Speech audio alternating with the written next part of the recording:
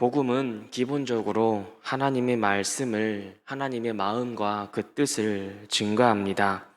그리고 성경에 기록된 하나님의 뜻 안에는 하나님의 마음, 하나님의 말씀이 하나님께서 무엇을 말하고자 하시는지 그 의도가 숨겨져 있지요.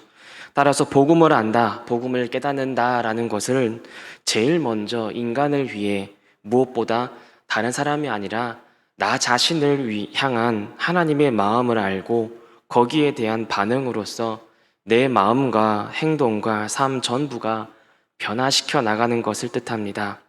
이것을 깨닫지 못한다면 성경을 제대로 아는 것이라 할 수가 없을 것입니다. 왜냐하면 말씀 한 절 한 절이 바로 우리 나 자신을 향한 하나님의 마음이라는 것을 깨닫지 못하고서는 아무리 우리가 그 말씀을 읽는다 할지라도 우리에게는 아무 유익이 되지 않을 뿐더러 오히려 내가 남들보다 말씀을 더 잘한다는 교만이라는 죄를 낳게 되기 때문입니다. 그리고 그 교만함은 누가복음 15장 잃어버린 아들의 비유의 대상자들인 바리새인들과 서기관들의 모습과 똑같았습니다. 히브리서 4장 12절에 보면 하나님의 말씀은 살아있고 활력이 있어 좌우의 날선 어떤 검보다도 예리하여 혼과 영과 및 관절과 골수를 찔러 쪼개기까지 하며 또 마음의 생각과 뜻을 판단한다라고 증거합니다. 이처럼 복음은 하나님의 말씀은 우리의 마음과 양심과 심령에 역사하고 때로는 위로도 주며 때로는 마음을 심히 아프게 찔러 쪼개어서 우리의 마음에 있는 불순물들을 회개하게 하는 하나님의 능력이 되는 것입니다. 따라서 복음을 듣고 복음을 통하여 우리에게 심령에 부어주는 은혜를 경험하고 날이 갈수록 지쳐만 가는 상황에서 하나님이 주시는 힘과 마음의 뉘우침과 자신의 못난 것을 회개함과 그런 가운데 부어지는 그 감동과 은혜를 경험하며 사는 삶이 바로 우리의 그리스도인들의 삶이고 신앙생활입니다.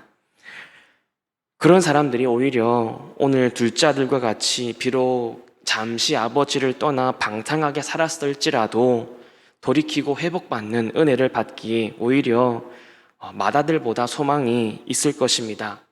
복음을 들으면 들을수록 우리는 변화되어야 한다는 것을 기억하고 오늘 비유를 통해 우리 모두 다 함께 은혜를 누리기를 소망합니다. 앞으로 잃어버린 아들 비유를 네 부분으로 나누어서 살펴보고자 합니다. 첫 번째는 오늘 다룰 잃어버린 둘째 아들이고 두 번째는 잃어버린 첫째 아들입니다. 세 번째는 이 아들들을 모두 사랑하시는 아버지를 다룰 것이고 그리고 마지막으로 살펴볼 것은 아버지가 베푼 잔치에 대해서 살펴볼 것입니다.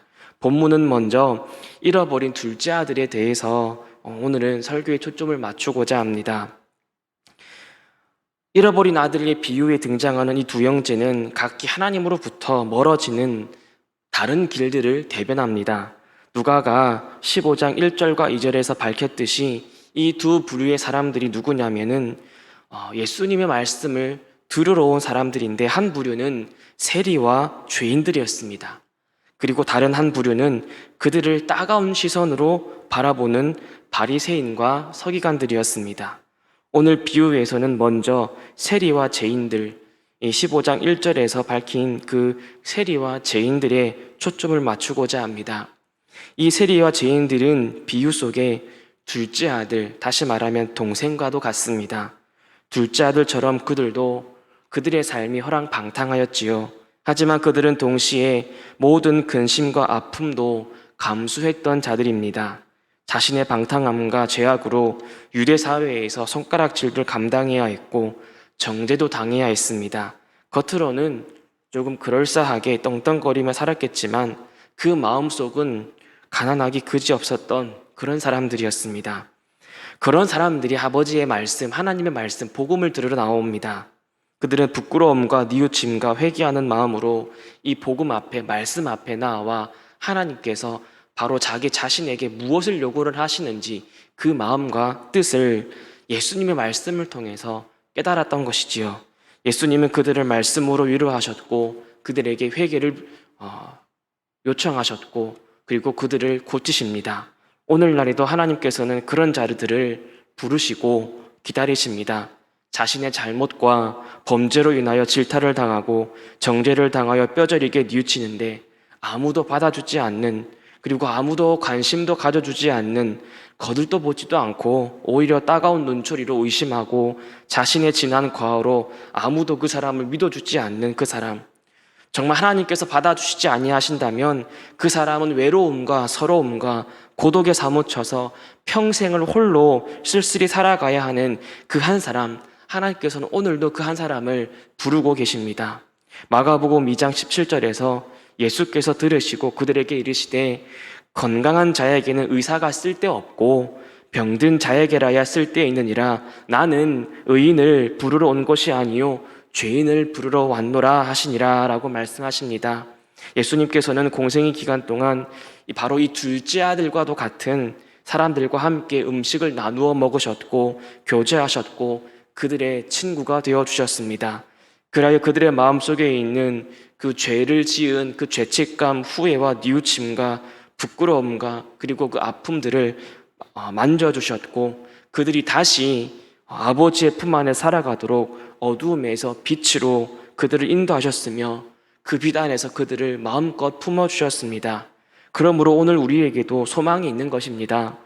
우리도 회개하는 마음으로 아버지께로 나아갔으면 되는 것입니다. 하나님 아버지여, 내가 의지할 데가 없어서 손들고 아버지께로 나아갑니다라고 자신의 우리의 모든 생각과 자아를 내려놓고 아버지께로 나아가는 자를 지금도 두 팔 벌려서 찾으시는 하나님의 그 애잔한 사랑, 정말로 그 큰 그 은혜의 사랑을 깨닫고 그 사랑에 합당하게 나아가시는 바로 우리 모두가 되기를 축복합니다.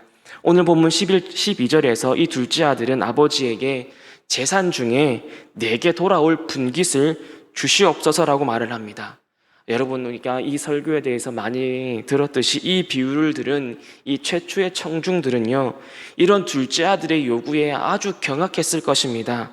알다시피 우리가 유산의 분배를 하고 한다면 아버지의 사후에만 이루어졌기 때문이지요. 따라서 둘째 아들이 지금 유산을 달라고 한 것은 아버지께 아주 무례한 행동입니다.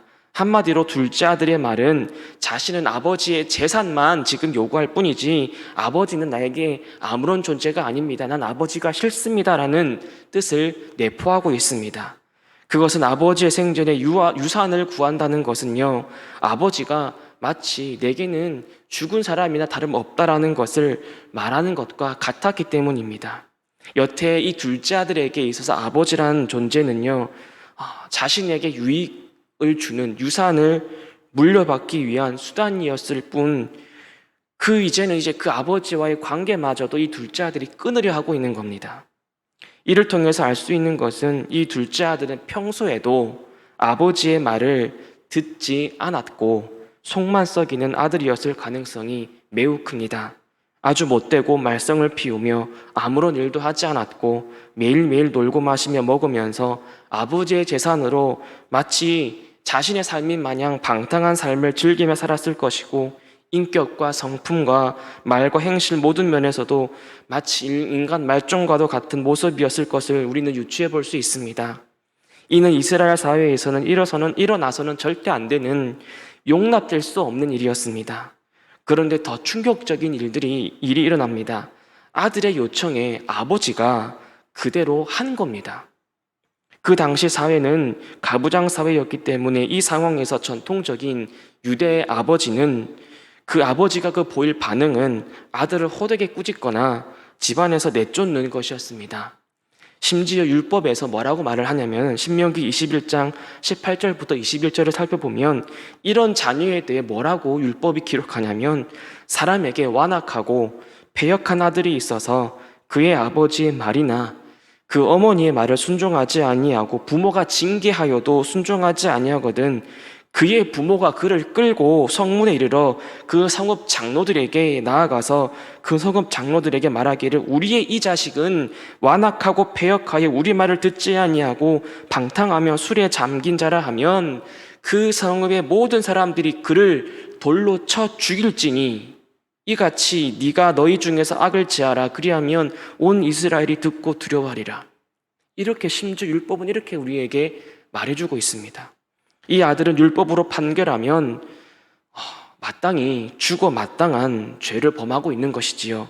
그런데 아버지는 그냥 살림을 나눠줍니다. 둘째 아들 못지않게 아버지 행동 또한 이 율법주의로 가득했던 당시 유대 사회에서는 용납될 수 없는 행동이었던 것입니다. 여러분, 그런데요, 여기서 우리가 참 은혜를 발견합니다. 여러분, 하나님의 사랑이야말로 용납할 수 없는 것을 용납하고 용서할 수 없는 것을 용서하는 사랑이지 않습니까? 베드로전서 4장 8절은 이런 사랑에 대해 사랑은 허다한 죄를 덮느니라라고 전합니다. 여러분, 분명히 기억합시다. 우리도 용납받을 수 없었고 용서받을 수 없는 죄를 지었습니다. 우리 모두는 당연히 지옥에 떨어져 하나님의 진노를 받아야 할 대역 죄인들이었습니다.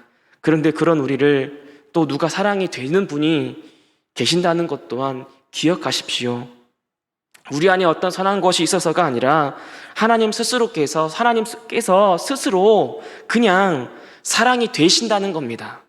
하나님은 그저 우리를 사랑하지 아니하시면 하나님 스스로가 안 되는 그런 분이시라는 겁니다. 이 하나님의 사랑이 본문에 그대로 등장합니다.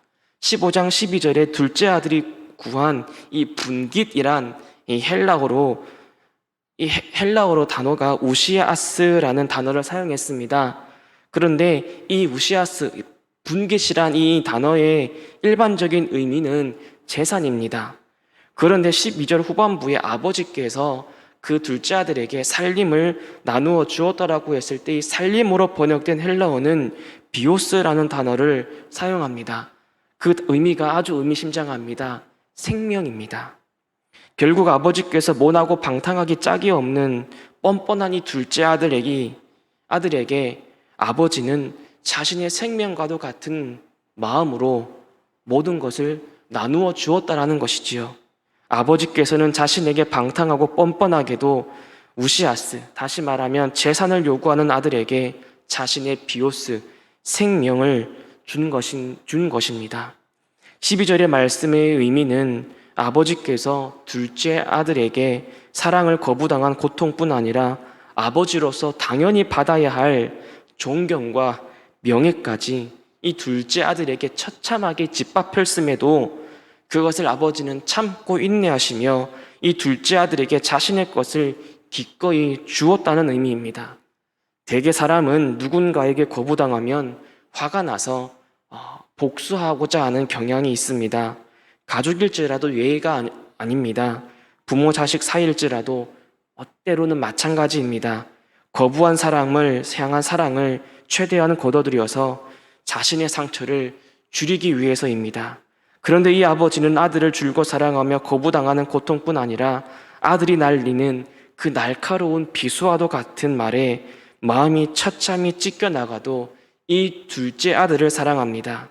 예수님은 이 비유에서 재산과 생명이라는 말을 의미가 다른 각각의 단어를 의도적으로 사용하심으로써 이 비유를 듣고 있는 세리와 죄인들에게 너희들에게 내 생명을 내가 주노라 라고 말씀하시는 겁니다. 너희가 아무리 인격과 성품과 행실의 모든 면에서도 답이 없는 방탕한 자일지라도 너희를 구하기 위해 나는 내 생명을 너희에게 줄 것이다. 나는 내 생명을 너희에게 기꺼이 버릴 것이다. 이것이 이 비유에서 예수님께서 그들에게 주고자 하시는 메시지였습니다. 성도 여러분, 우리 모두는 둘째 아들과 같습니다. 우리는 본질상 하나님 아버지의 마음을 처참하게 짓밟고 심히 아프게 해드리는 죄를 날마다 저질렀던 죄인들이었습니다. 무엇보다 그런 죄를 짓고도 이 둘째 아들처럼 방탕하였고 모든 면에서 하나님을 인정하지 않았던 목이 곧은 사람들이었습니다. 우리는 여전히 덜 성숙하였고 덜 변화되었고 우리 안에 고질적인 문제로 하나님 앞에 날마다 죄를 범하는 그런 존재입니다. 무엇보다 자신이 지금 무엇을 심각하게 잘못하고 있는지조차 깨닫지 못하는 이 완악함과 무지함으로 살아가는 그러한 안타까운 사람들입니다.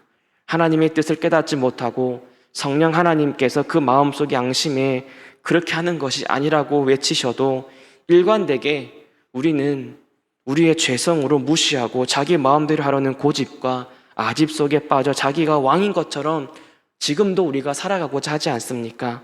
하나님 아버지께서는 얼마든지 이와 같은 악한 우리들을 벌하시고 완전히 망하게 하실 수 있으셨습니다. 하지만 그럼에도 불구하고 우리의 그 모든 죄악들을 다 참으시고 다 내어주셔서 자신의 생명마저 우리를 위해 버리신 그 하나님이십니다. 이것이 우리 인생의 답이지 않을까요? 아버지께로 달려가야 하지 않겠습니까? 아버지의 용서와 사랑과 은혜의 품 안으로 이제 우리가 회개하는 마음으로 나아가야 하지 않겠습니까? 둘째 아들이 이래하지 않았겠습니까? 그런데 이 둘째 아들은 처음에는 그렇게 하지 않습니다. 이 둘째 아들은 이제 13절에서 먼 나라로 갑니다. 망나니 같은 생활 방식으로 아버지께서 주신 그 전 재산을 낭비합니다. 아들은 아버지의 간섭과 아들로서의 의무를 지겨워하였고 그저 아버지의 재산으로 호의호식하며 살고자 하는 마음만 가득했던 겁니다.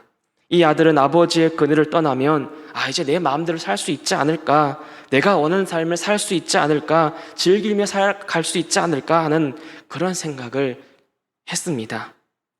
당장의 즐거움만 좋았지, 당장의 즐거움만 쫓았고 생각했지 훗날을 대비하는 지혜가 없었던 겁니다. 이 둘째 아들은 먼 나라에서 아버지의 생명을 허비하며 아버지의 것을 자기 것인 마냥 당연히 누릴 것으로 생각하고 방탕한 삶을 이어가다가 뒤늦게 인생의 쓴맛을 경험하고 아버지의 품이 아들로서의 삶이 얼마나 즐겁고 복된 삶이었는지를 그때서야 깨닫게 됩니다. 여러분, 우리도 하나님을 떠나서 살면 조금 더 편하게 살지 않을까 하고 하나님을 향한 그 믿음을 조금 버거워하고 힘겨워하고 있지는 않습니까? 하지만 그것은 건강한 생각이 아닙니다. 세상은요, 야, 왜 그렇게 힘겹게 살아가냐? 왜 그렇게 힘겹게 하나님 믿으며 살아가냐? 그냥 세상 즐거움 쫓아 살아라. 얼마든지 우리에게 이런 유혹을 계속해서 날릴 겁니다. 때로는 우리의 마음속에서도 내가 주일 하루 잠깐 쉬는 것 좋지 않을까? 우리 마음속에 날마다 이런 유혹이 찾아오지 않습니까? 여러분, 때로는 그것이 사탕처럼 달콤할 때가 느껴질 것입니다. 하지만 그것은 건강한 생각이 아닙니다. 오히려 하나님 아버지의 품 안에서 아들로서 아버지의 인도하심을 받고 하나님의 백성으로서의 믿음을 갖고 사는 삶이야말로 얼마나 행복하고 은혜로운 삶인지를 우리는 깨닫게 될 것입니다. 왜냐하면 예수님께서는 분명히 말씀하십니다. 마태복음 11장 28절부터 30절에서 수고하고 무거운 짐진 자들아 다 내게로 와라. 내가 너희를 쉬게 하리라. 나는 마음이 온유하고 겸손하니 나의 멍에를 메고 내게 배우라. 그리하면 너희 마음이 쉼을 얻으리니 이는 내 멍에는 쉽고 내 짐은 가벼움이라. 세상의 이치를 따라 세상이 주는 즐거움을 따라 사는 게 잠깐은 편하고 잠깐은 즐겁고 잠깐은 자유를 느낄지 모릅니다. 하지만 결국에는 그것이야말로 가장 우리를 무겁게 짓누르는 짐이 될 것이고 가장 무서운 결말로 치닫게 될 것이며 가장 끔찍한 삶을 살게 될 것을 반드시 깨닫는 날이 오게 될 겁니다. 그러니 여러분, 아버지 안에 있으십시오. 하나님 아버지 안에 계십시오. 아버지 안에서 아버지의 자녀로 있으십시오. 하나님 아버지의 품을 떠나지 마십시오. 그리고 마땅히 아버지의 자녀로서 져야 할 그 멍에와 짐을 지십시오.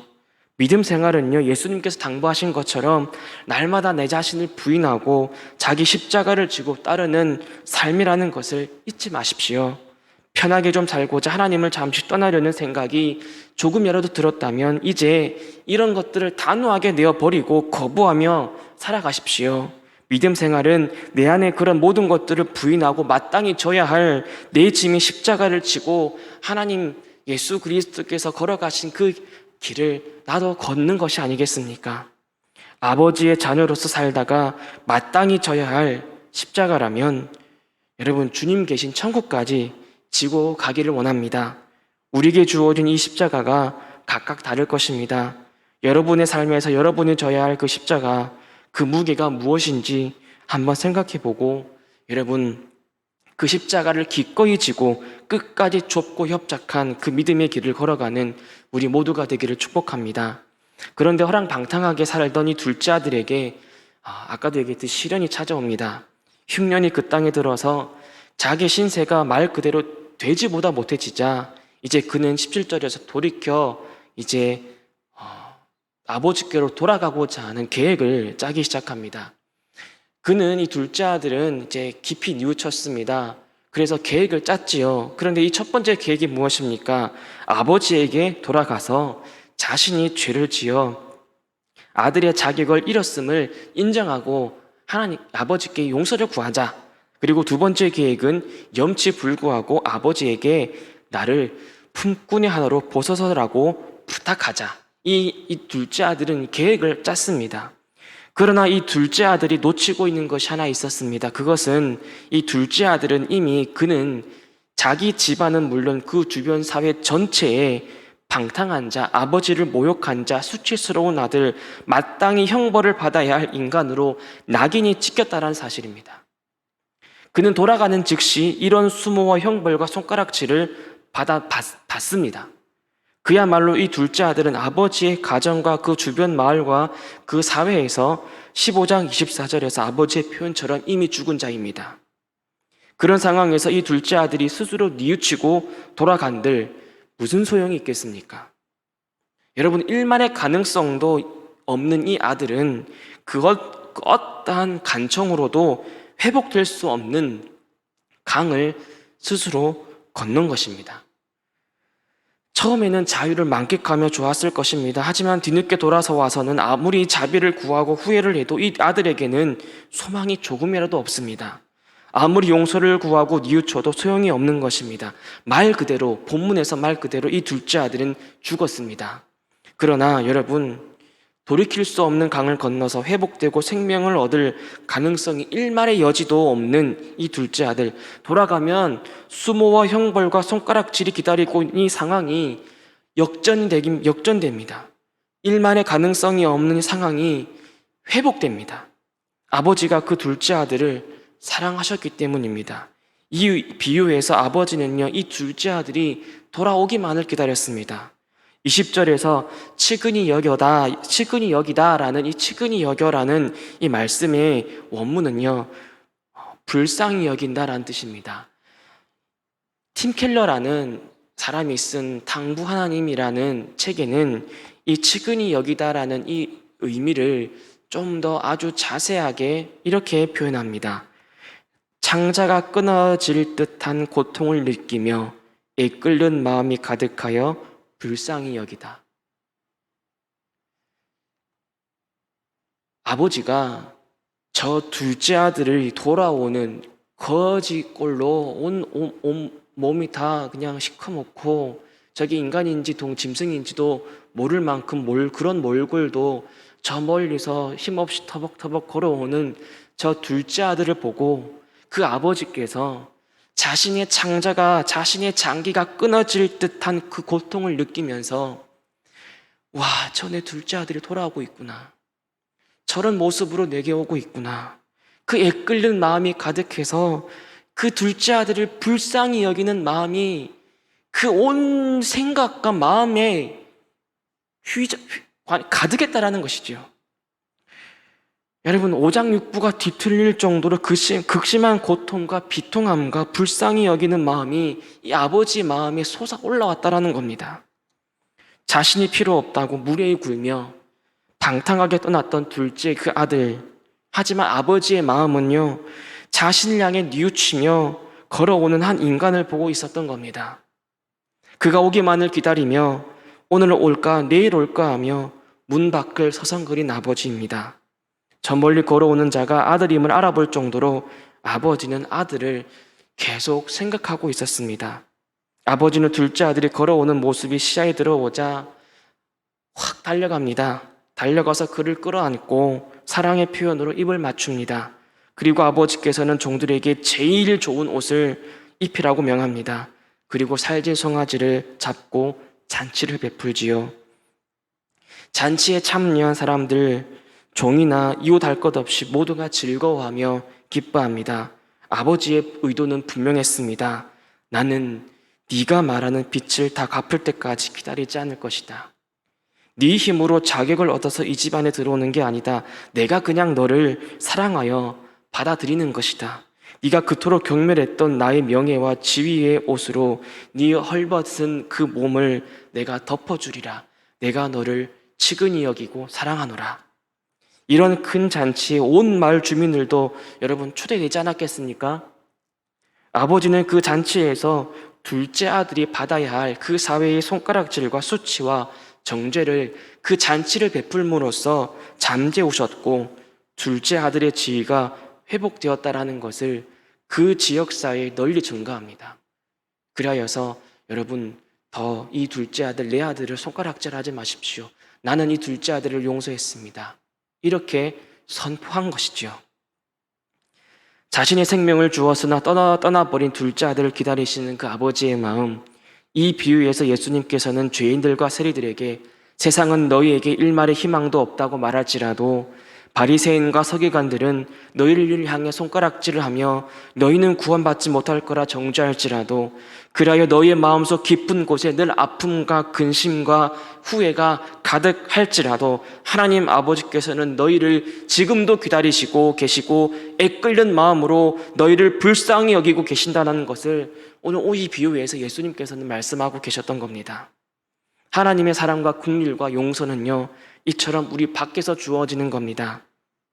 하나님 아버지께서는 우리 안에 뭔가 선한 것을 보셔서 우리를 용서하시고 사랑하시는 것이 아닙니다. 하나님의 사랑이 스스로가 가득하셨기에 우리를 사랑하신 겁니다. 그러므로 성도 여러분, 하나님께로 우리가 나아가기만 한다면 우리가 어떤 사람이고 어떻게 살아왔든 하나님은 더 이상 상관하지 않으십니다. 이런 긍휼의 하나님을 구약에서 이사야 선지자는 이사야서 43장 25절에서 우리의 허물을 도말하시는 하나님, 우리의 죄를 기억하지 아니하시는 하나님으로 표현하면서 신약에서 히브리서 10장 17절에서는 하나님께서는 그들의 죄와 그들의 불법을 다시 기억하지 아니하리라라고 전합니다. 이처럼 하나님께서 베푸시는 용서와의 은혜는 우리로서는 정말로 갚을 길이 없는 크고 놀라운 은혜입니다. 하나님의 은혜와 사랑은 이처럼 우리를 돕고 위로하고 회복해 합니다. 이 하나님을 아까 잠깐 언급했던 이 팀 켈러라는 사람은 무모할 정도로 베푸신 하나님, 남김없이 다 써버리시는 하나님, 다시 말하면 허랑방탕하게 무모할 정도로 다 써버리고 남김없이 허비했던 둘째 아들에게 자신의 사랑과 긍휼과 은혜와 위로를 그리고 생명까지도 무모할 정도로 다 베푸신 그 아버지라고 증거합니다. 그 자식의 그 아버지라는 뜻이지요. 여러분, 그게 아버지의 사랑입니다. 이 사랑에 힘입어 오늘도 내일도 하나님께로 나아갑시다. 둘째 아들처럼 살았어도 아버지께로 우리가 나아가기만 한다면 그 나머지는 하나님께서 하십니다. 하나님께서 우리를 심히 불쌍히 여기시고 안으시고 회복시키실 것입니다. 세상이 여러분들을 정죄하고 손가락질합니까? 이제 이 말씀을 들은 우리는 괜찮습니다. 다시 회복될 겁니다. 이런 은혜의 역사가 둘째 아들처럼 아버지께로 나아가는 자에게 부어진다는 것을 기억하시기만 하면 되는 것입니다. 그리하여 아버지, 이 부족한 종이 뉘우치고 돌아갑니다. 나를 용서해 주시옵소서 할 때에 그렇게 측은히 여기시며 돌아왔으니 그것이면 되었다라고 부둥켜 안아주시는 그 하나님 아버지의 그 크신 사랑과 은혜로 살아가는 우리 모두가 되기를 주님의 이름으로 축복합니다.